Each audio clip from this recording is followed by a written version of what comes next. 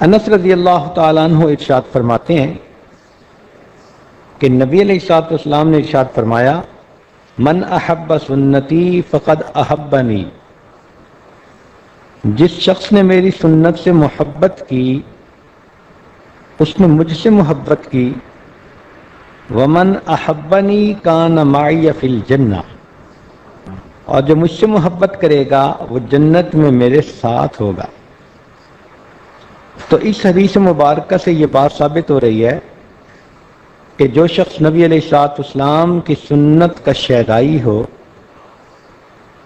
سنت کو اپنانے والا ہو، یہ اصل میں نبی علیہ الصلوۃ والسلام سے محبت کی دلیل ہے، اور اس محبت کی وجہ سے اللہ تعالیٰ اس کو نبی علیہ الصلوۃ والسلام کے قدموں میں جنت میں جگہ عطا فرمائیں گے۔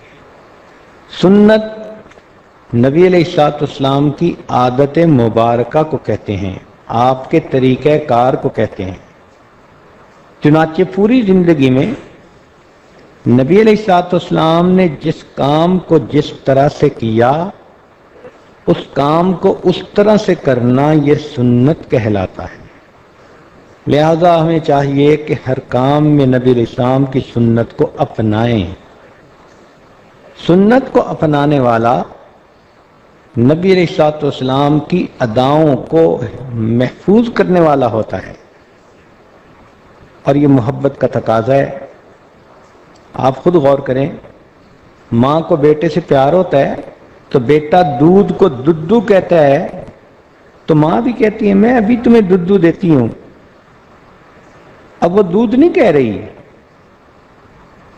وہ بیٹے کو کہہ رہی ہے میں ابھی تمہیں ددو بنا کے دیتی ہوں، وہی لفظ اسی طرح کہہ رہی ہے جس طرح بیٹے نے کہا۔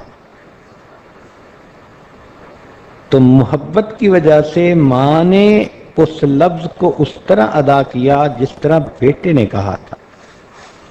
اللہ رب العزت کیونکہ نبی علیہ الصلوۃ والسلام سے محبت فرماتے ہیں، وہ بھی اس چیز کو پسند کرتے ہیں کہ میرے بندے میرے محبوب کی اداؤں کو اپنائیں، بات کریں تو اسی طرح، مسکرائیں تو اسی طرح، کھانا کھائیں تو اسی طرح، چلیں پھریں بیٹھیں اٹھیں، معاملات معاشرت لین دین ہر کام جو کریں میرے محبوب کی طرح کام کریں۔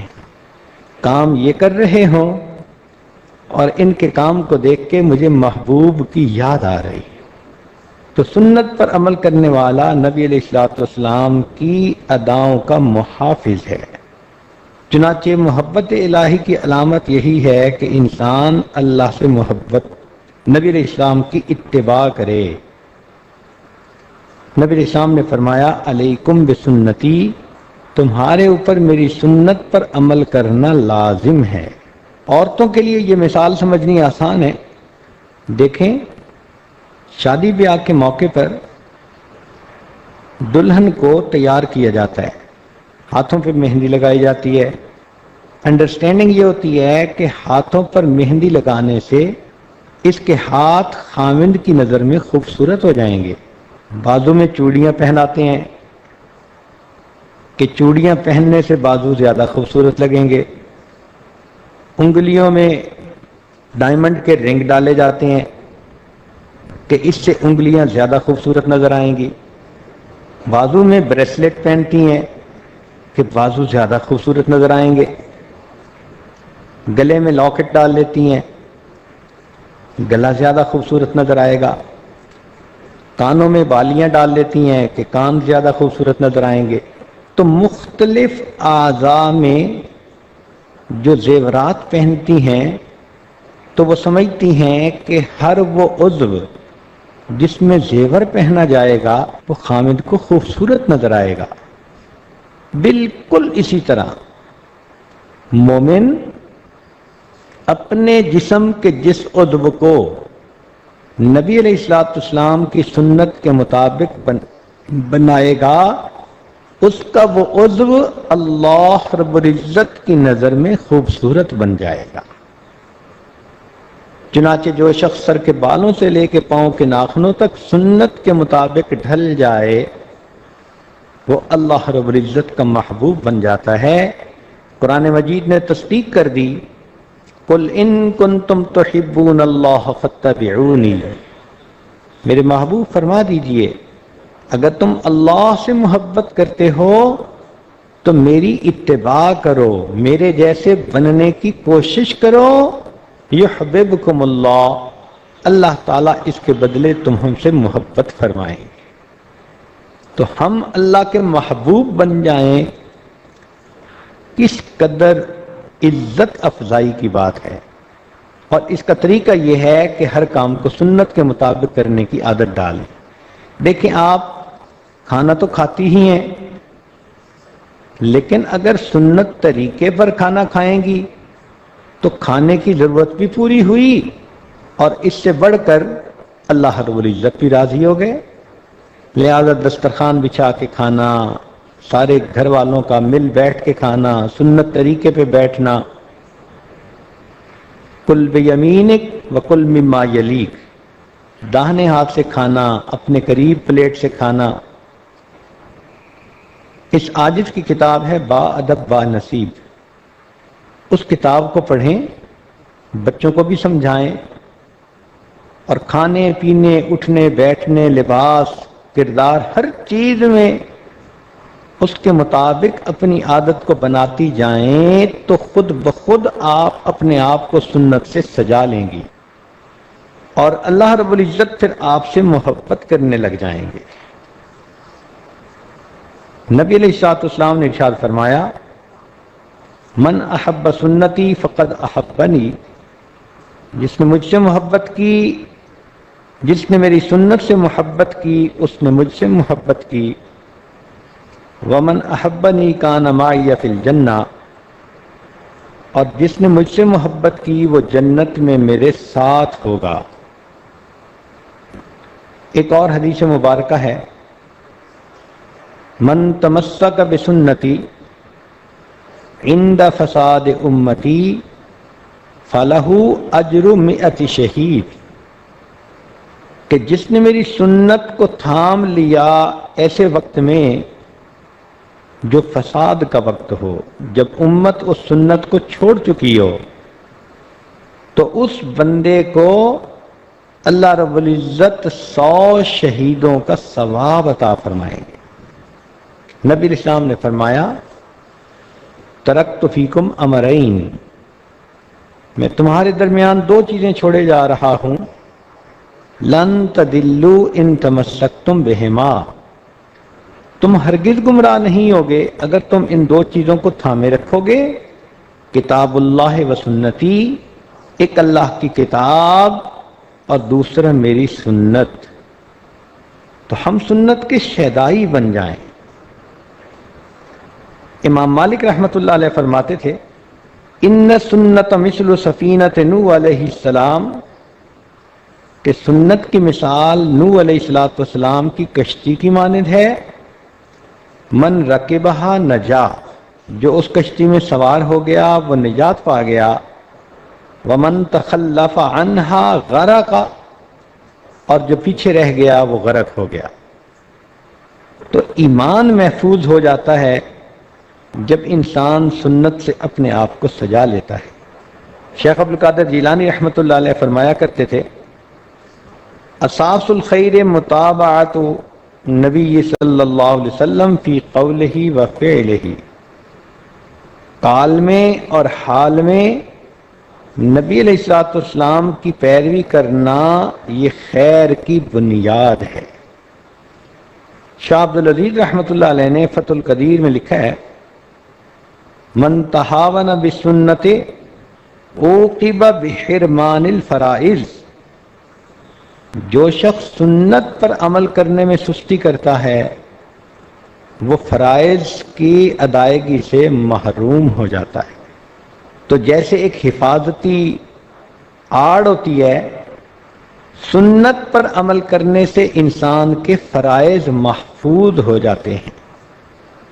ایک حدیث مبارکہ میں ہے، جس شخص نے سنت پر عمل کیا اللہ تعالیٰ 4 ایک طرح سے اس کا اکرام کر، اللہ رب العزت 4 طریقے سے اس کا اکرام فرماتے ہیں، یا یوں سمجھ لیں کہ اللہ رب العزت اس کو 4 انعام عطا فرماتے ہیں۔ پہلا انعام، نیک لوگوں کے دل میں اس کی محبت پیدا کر دیتے ہیں۔ دوسرا، فاسق فاجر لوگوں کے دلوں میں اللہ اس بندے کی ہیبت پیدا کر دیتے ہیں۔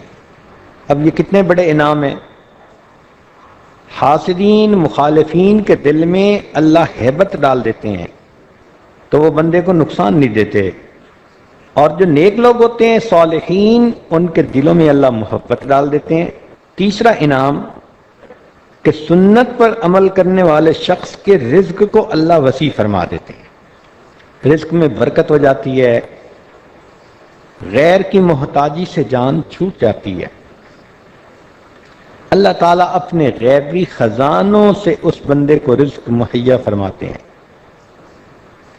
آج رزق کی خاطر کتنے لوگ پریشان ہیں، تو اس کو حاصل کرنے کا بہترین طریقہ سنت پر عمل کریں، ہم خرما و ہم ثواب، ثواب بھی ملے گا اور دنیا میں اللہ تعالیٰ رزق کی پریشانی کو بھی دور کریں گے۔ چوتھی چیز فرمائی کہ سنت پر عمل کرنے کا چوتھا انعام یہ کہ اللہ اس بندے کو دین میں پختگی عطا فرما دیتے ہیں، استقامت عطا فرما دیتے ہیں۔ تو ہمیں چاہیے کہ ہم سنت پر عمل کرنے والے بنیں۔ چنانچہ سنت ہمارے پاس ایک معیار ہے، جس کو پرکھنا ہو اسی معیار پہ پرکھا جائے گا۔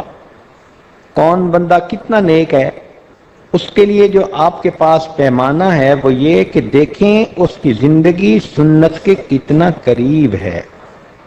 جنید بغدادی رحمۃ اللہ علیہ کے پاس ایک مرید تھا، 10 سال رہا۔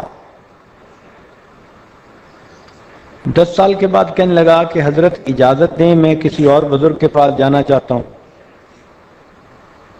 حضرت نے پوچھا کیوں؟ کہنے لگا میں تو آپ کے پاس اس لیے آیا تھا کہ کوئی کرامتیں دیکھوں گا، کوئی چیزیں دیکھوں گا، اور میں نے تو 10 سال میں کوئی کرامت ہی نہیں دیکھی۔ جنید بغدادی رحمۃ اللہ علیہ نے اسے پوچھا کہ تم میرے پاس 10 سال رہے ہو، ان 10 سالوں میں تم نے کوئی کام مجھے سنت کے خلاف کرتے دیکھا ہے؟ اس نے کہا نہیں۔ فرمایا پھر اس سے بڑی کرامت اور کیا ہو سکتی ہے؟ ہمارے بزرگوں کی زندگیاں گزر جاتی تھیں، کوئی کام سنت کے خلاف نہیں ہوا کرتا تھا۔ چنانچہ صحابہ رضی اللہ تعالی عنہم نبی علیہ الصلوۃ والسلام کی سنتوں کے شیدائی تھے، سنتوں کے محافظ تھے، یہاں تک کہ ابن عمر رضی اللہ تعالیٰ عنہ عمرے کے لیے مدینہ طیبہ سے مکہ مکرمہ جا رہے ہیں۔ ایک جگہ انہوں نے سواری کو روکا، نیچے اترے، قریب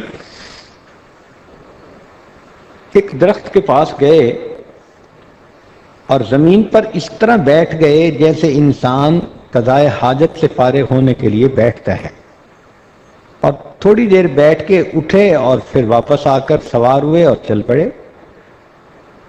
لوگوں نے پوچھا اگر آپ کو قضائے حاجت کی ضرورت نہیں تھی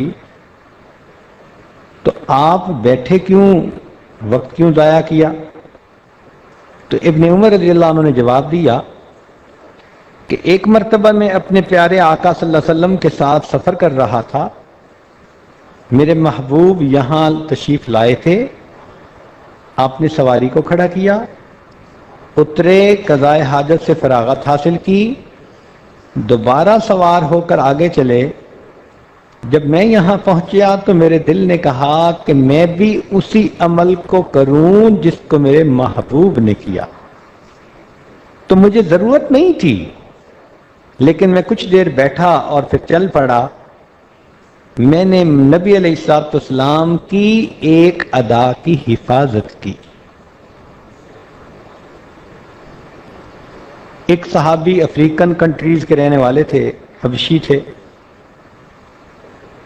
تو ان کے بال گھنگریالے تھے اور چھوٹے تھے، سخت تھے، مانگ نہیں نکلتی تھی۔ ان کا بڑا جی چاہتا تھا کہ نبی علیہ الصلوۃ والسلام اپنے بالوں میں کنگھی فرماتے ہیں، مانگ نکلتی ہے، میری بھی مانگ نکلے درمیان میں، وہ نکلتی نہیں تھی۔ ایک دن آگ سینک رہے تھے، پتہ نہیں انہیں کیا جذبہ چڑھا کہ ایک لوہا جس سے کہ وہ آگ کو ٹھیک کر رہے تھے، وہ گرم لوہا انہوں نے اپنے سر کے درمیان میں سیدھا سلائی کی طرح پھیر لیا۔ جب گرم لوہا سر کو لگا تو بال بھی جلے اور جلد بھی جلی، زخم بن گیا۔ خیر علاج معالجے سے زخم تو ٹھیک ہو گیا، لیکن چونکہ جلد وہاں جل گئی تھی تو زخم کے نشان کی وجہ سے سر کے درمیان میں ایک لائن نظر آنے لگی۔ لوگوں نے پوچھا کہ کیا کیا آپ نے؟ کہنے لگے کہ اس کی تکلیف تو ختم ہو گئی، لیکن اب میرا سر میرے پیارے محبوب صلی اللہ علیہ وسلم کے سر سے مشابہت اختیار کر گیا۔ سیدنا حذیفہ رضی اللہ تعالیٰ عنہ جب فارس آئے تو دسترخوان پہ بیٹھے کھانا کھا رہے تھے، لقمہ گرا تو دسترخوان کا تو مقصد یہی ہوتا ہے کہ اگر کوئی چیز گر جائے تو وہ خراب نہیں ہوتی۔ آپ نے اس لقمے کو اٹھایا اور کھا لیا۔ ساتھ والے نے کہا کہ جناب یہ فارس کے لوگ اس چیز کو معیوب سمجھتے ہیں، اٹھا کے لقمہ نہیں کھانا تھا۔ تو سیدنا حذیفہ رضی اللہ عنہ نے حیران ہو کے دیکھا اور کہا اَأَتْرُكُ سُنَّةَ حَبِيبِي لِهَٰؤُلَاءِ الْحُمَقَاءِ، ان احمقوں اور پاگلوں کی وجہ سے کیا میں اپنے محبوب کی سنت کو چھوڑ سکتا ہوں؟ اللہ اکبر کبیرہ۔ کاش کہ یہ جذبہ ہمارے اندر بھی آ جائے اور ہم بھی یہی کہیں کہ ہم اپنے پیارے محبوب کی سنت کو کبھی نہیں چھوڑیں گے۔ اس لیے کہنے والے نے کہا وہی سمجھا جائے گا شیدائے جمال مصطفیٰ، وہی سمجھا جائے گا شیدائے جمال مصطفیٰ، جس کا حال حال مصطفیٰ ہو قال قال مصطفیٰ، جس کا حال بھی نبی علیہ السلام کی طرح اور جس کا قال بھی محبوب صلی اللہ علیہ وسلم کی طرح، سنت کا عاشق وہی کہا جائے گا۔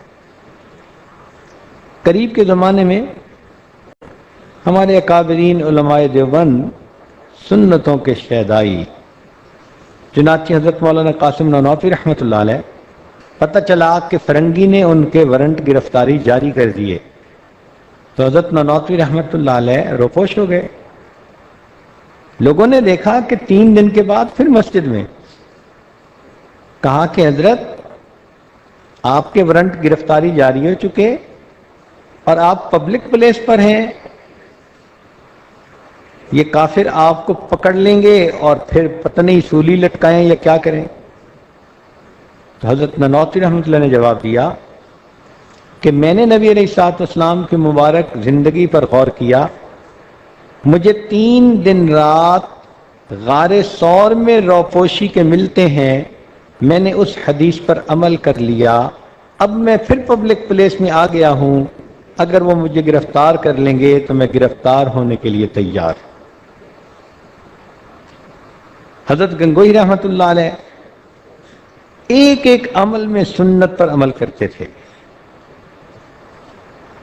ایک مرتبہ دارالعلوم کا جلسہ تھا، اذان ہو گئی تو حضرت کا وضو تھا اور جلسہ گاہ سے آپ نے مسجد میں پہنچنا تھا، تو اتنا بڑا مجمع تھا، لوگ سلام کے لیے کھڑے تھے، راستہ نہیں ملتا تھا، حتیٰ کہ صف میں پہنچنے تک تکبیر اولیٰ ہو چکی تھی۔ حضرت گنگوئی رحمۃ اللہ علیہ نے نماز ادا کی، حسرت سے ٹھنڈا سانس لیا اور فرمانے لگے آج 22 سال کے بعد میری تکبیر اولیٰ قضا ہو گئی۔ یہ سنت کے شیدائی لوگ تھے۔ حضرت شیخ الہند رحمۃ اللہ علیہ جب بھی کوئی نیا پھل دیکھتے تو چھوٹے بچے کو دیتے، اس لیے کہ نبی علیہ الصلوۃ والسلام کی سنت یہی ہے۔ حضرت مدنی رحمۃ اللہ علیہ نے دارالعلوم دیوبند کے دارالحدیث کے سامنے جو چھوٹا سا باغیچہ ہے اس میں کیکر کا درخت لگانے کا حکم دیا۔ کہنے والے نے کہا کہ حضرت کیکر کے درخت میں تو کانٹے ہوتے ہیں، خوبصورت بھی نہیں ہوتا، یہ باغیچے میں تو نہیں سجے گا۔ فرمایا سجے گا یا نہیں سجے گا یہ الگ بات ہے، میں نے تو اس لیے لگانے کا حکم دیا کہ نبی علیہ الصلوۃ والسلام نے بیعت رضوان جس درخت کے نیچے بیٹھ کر لی تھی وہ کیکر کا درخت تھا، میں اس درخت کو دیکھوں گا مجھے محبوب کی بیعت کا وقت یاد آ جائے۔ ہر چیز میں نسبت۔ حضرت نانوتوی رحمۃ اللہ علیہ نے اس باغیچے میں گلاب کے پھول لگوائے۔ کسی نے پوچھا کہ گلاب کا پھول کیوں؟ موتیا بھی ہے اور بھی کئی پھول ہیں۔ تو حضرت نانوتوی رحمۃ اللہ علیہ نے کہا کہ حدیث پاک سے مجھے پتہ چلا کہ نبی علیہ الصلوۃ والسلام کے جسم اطہر سے جو خوشبو آتی تھی اس خوشبو کے ساتھ گلاب کے پھول کی خوشبو ملتی جلتی ہے، میں نے اسی لیے گلاب کے پھول کو لگانے کے لیے کہا۔ یہ سنتوں کے شیدائی، یہ اللہ رب العزت کے محبوب بندے۔ چنانچہ حضرت شیخ الحدیث مولانا زکریا رحمۃ اللہ علیہ کے والد مولانا یحییٰ رحمۃ اللہ علیہ فرمایا کرتے تھے کہ اگر کوئی آدمی سنت کے مطابق پاخانہ کرے تو اس کو خلاف سنت نفلیں پڑھنے سے بھی زیادہ اجر ملے گا۔ اللہ اکبر کبیرہ۔ واقعی جو جیولر ہوتا ہے وہی ہیرے اور موتی کی قدر جانتا ہے۔ یہ لوگ بھی سنت کے قدردان تھے، اس لیے ڈھونڈ ڈھونڈ کر یہ سنتوں کو اپناتے تھے۔ آپ غور کریں کہ اگر آپ درزی کو اپنا کوئی کپڑا سینے کے لیے دیں تو جب واپس ملتا ہے تو آپ اپنے کپڑے کو دیے ہوئے نمونے کے ساتھ میچ کرتی ہیں، اگر مطابق ہو تو پھر قبول کرتی ہیں، مطابق نہ ہو تو اس کو ریجیکٹ کر دیتی ہیں۔ کہتی ہیں کہ آپ نے اس کو سیمپل کے مطابق کیوں نہیں بنایا، اس کا سائز اتنا تھا تم نے اتنا کر دیا، فلاں چیز کا سائز اتنا تھا تم نے کیوں تبدیل کیا۔ تو جس طرح آپ دیے ہوئے کپڑے کے مطابق اپنا کپڑا پسند کرتی ہیں، اللہ رب العزت نے اپنے پیارے حبیب صلی اللہ علیہ وسلم کو بھی ایک نمونہ بنا کر دنیا میں بھیجا۔ اب قیامت کے دن جب بندے اللہ کے حضور پیش ہوں گے، اللہ تعالیٰ ان کے صرف ان عملوں کو قبول کرے گا جو نبی علیہ السلام کی سنت کے نمونے کے مطابق ہوں گے، جو اس کے خلاف ہوں گے اللہ رب العزت ان کو ریجیکٹ فرما دیں گے۔ ہم نے دیکھا کہ بعض لوگ ایک خاص برانڈ کی چیز پسند کرتے ہیں، جوتے ہیں یا کپڑے ہیں یا کوئی چیز ہے، برانڈ کی مہر اگر لگی دیکھ لیں تو مطمئن ہو جاتے ہیں۔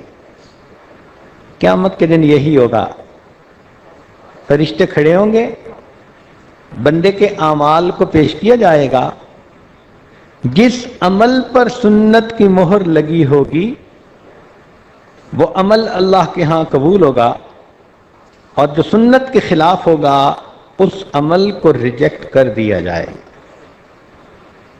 آپ غور کریں، ماں کو بیٹے سے محبت ہوتی ہے تو اگر ماں کو کہیں کہ یہ تمہارے بیٹے کی تصویر ہے، اس کو آگ میں ڈال دو، تو ماں ہرگز تیار نہیں ہوگی، کہے گی میں اپنی بیٹے کی تصویر کو آگ میں کیوں ڈالوں۔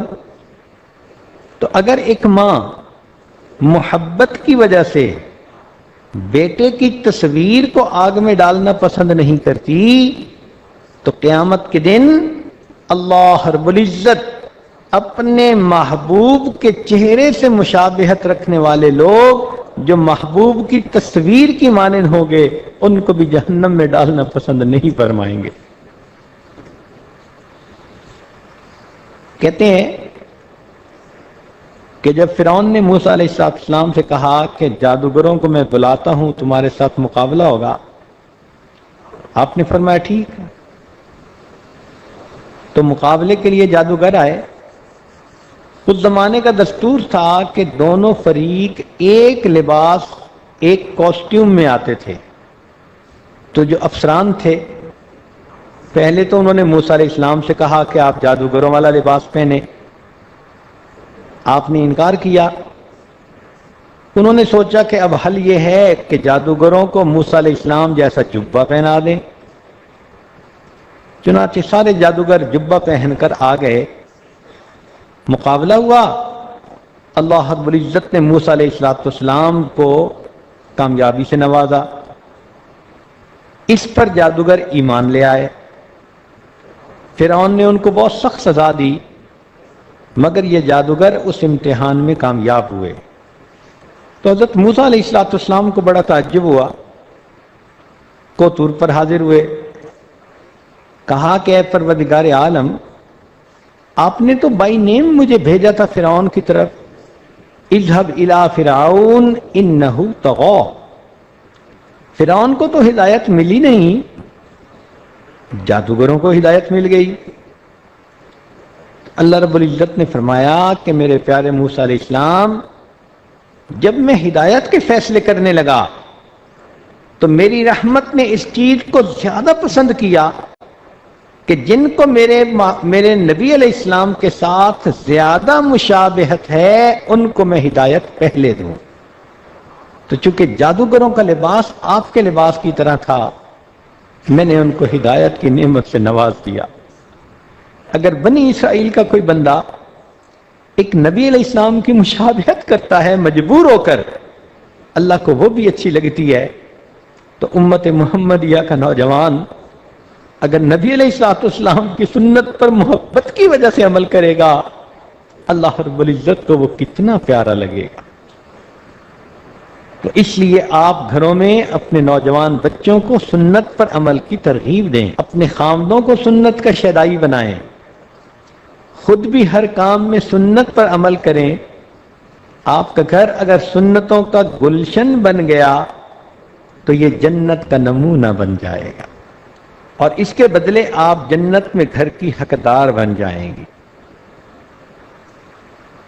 تو کوشش کریں کہ ہر کام کو سنت کے مطابق کریں، اس کو سیکھیں۔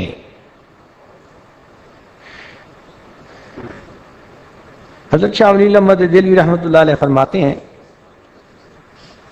کہ میں حج کے لیے حاضر ہوا، اس کے بعد مدینہ طیبہ گیا، سلام کیے نبی علیہ السلام کی خدمت میں مواجہ شریف پر۔ وہ فرماتے ہیں کہ میں نے دیکھا کہ جو شخص سنت کا متبع ہوتا ہے، جب وہ سلام کے لیے مواجہ شریف پہ جاتا ہے تو نبی علیہ السلام کے قلب مبارک سے نور کی کرنیں ہوتی ہیں جو اس بندے کے دل کو منور کر دیتی ہیں۔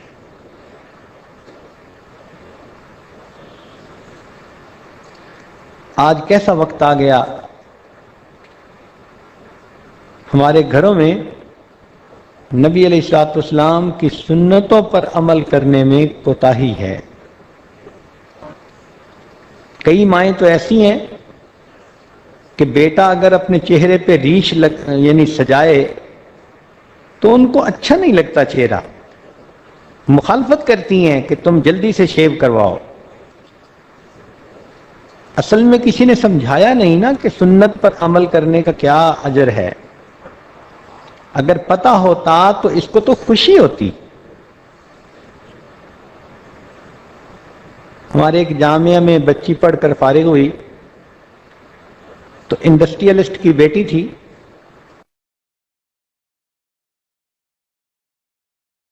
نے پرپوزل کو ایکسپٹ کر لیا۔ گھر میں بیٹھے ہوئے بات ہو رہی تھی تو باپ نے ذرا دل لگی کے طور پہ کہہ دیا کہ بیٹی میں نے تمہارے لیے ایسا پرپوزل چنا ہے کہ جو بہت مال والا ہے اور وہ سونے سے تمہیں لاد دے گا۔ تو جب باپ نے ایسی بات کہی تو اس بات کو سن کر وہ بچی نظریں جھکا کر بیٹھی تھی، کہنے لگی ابو مجھے سونا نہیں چاہیے، مجھے اپنے پیارے محبوب کی سنت چاہیے۔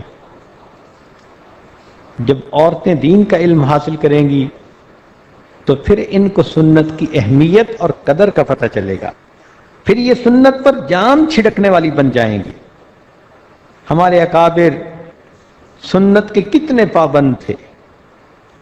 امام ربانی مجدد ثانی رحمۃ اللہ علیہ فرماتے ہیں ہمارے اکابر شرع شریف کے نفیس موتیوں کو بچوں کی مانند وجد و حال کے اخروٹ منقع کے بدلے نہیں دیتے، نفس فس کی طرف مائل نہیں ہوتے، فتوحات مدنیہ سے فتوحات مکیہ کی طرف التفات نہیں کرتے، ان کا کارخانہ بلند ہے۔ چنانچہ ہمارے اکابرین جو سلسلہ کے ہیں وہ اتباع سنت کا بہت اہتمام سناتے ہیں، بہت زیادہ۔ آپ حیران ہوں گی امام ربانی مجدد ثانی رحمۃ اللہ علیہ کی اتباع سنت کا یہ حال تھا، ایک ایک عمل سنت کے مطابق تھا۔ ان کے حالات زندگی میں لکھا ہے کہ جب ان کی وفات کا وقت قریب آیا تو ایک بندے کو بلا کر انہوں نے وصیت فرمائی کہ میں اپنی زندگی میں نبی علیہ الصلوۃ والسلام کی ایک ایک سنت کو اپنا چکا، نبی علیہ السلام کی سنت کو اپنے جسم پہ سجا چکا، لیکن ایک عمل ایسا ہے جو نہیں کر سکا۔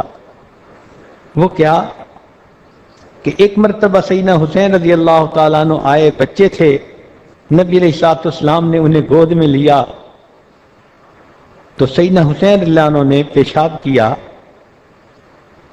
یہ ایک عمل مجھے ایسا نظر آیا کہ اس پر میں عمل اس لیے نہ کر سکا کہ میرا نواسا نہیں، میں نے اپنی بیٹی کی شادی تو کر دی ہے، وصیت کر کے جا رہا ہوں اگر اللہ میری بیٹی کو بیٹا عطا کرے تو اس بچے کو میری قبر پر لا کر بٹھایا جائے، حتیٰ کہ وہ بچہ میری قبر پر پیشاب کر دے اور مجھے نبی علیہ السلام کے اس عمل کی بھی مشابہت نصیب ہو جائے۔ جو سنتوں کے شہدائی ہوتے ہیں وہ اس طرح نبی علیہ السلام کی سنتوں پر عمل کرتے ہیں۔ چنانچہ ایک عالم تھے جو 10 لاکھ مرتبہ درود شریف پڑھ کر نبی علیہ السلام کی خدمت میں ہدیہ اور تحفہ بھیجا کرتے تھے۔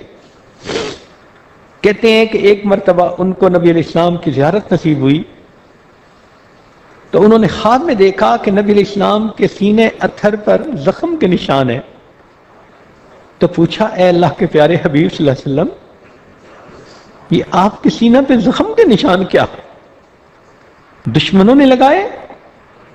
نبی علیہ السلام نے فرمایا نہیں، کافر دشمن ہیں، ان کا کیا گلا، یہ زخموں کے نشان ہیں جو میرے ماننے والے، میری امت کے نوجوان سنت کے خلاف کام کرتے ہیں، میرے سینے پہ چوٹ پڑتی ہے۔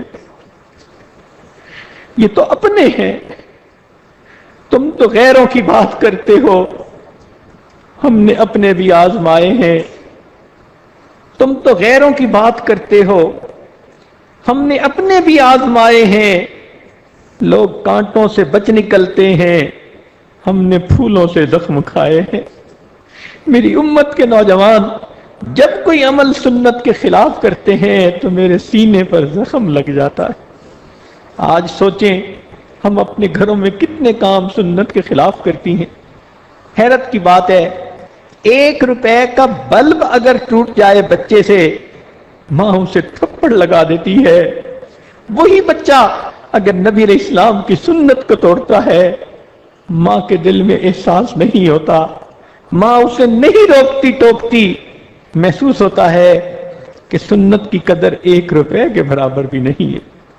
شادی بیاہ کا موقع آتا ہے، عورتیں کہتی ہیں جی سب کو منا لو، خوشی کا موقع ہے، چچا کو منا لیتے ہیں، پھپھو کو منا لیتے ہیں، ہمسائی کو منا لیتی ہیں، حتیٰ کہ گھر کی ماسی اگر ناراض ہوتی ہے خادمہ اس کو بھی منا لیتی ہیں، لیکن جب شادی کا وقت آتا ہے تو خلاف سنت طریقے پر شادی کر کے اللہ کے محبوب کے طریقوں کو گھر سے نکال دیتی۔ ہم نے اللہ کے حبیب صلی اللہ علیہ وسلم کو نہ منایا، کاش ہم اللہ کو منا لیتے اور یہ عمل ان کے حکموں کے مطابق کر لیتے۔